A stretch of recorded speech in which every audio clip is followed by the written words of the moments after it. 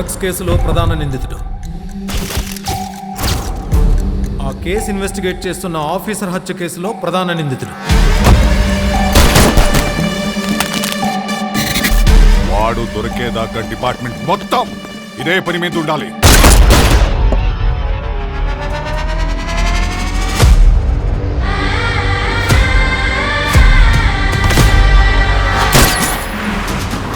ప్రతి ఒక్కడి లైఫ్లో ఒకడు ఉంటాడు.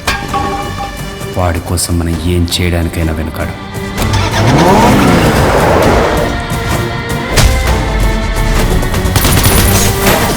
నా లైఫ్లో అది మా నాన్న.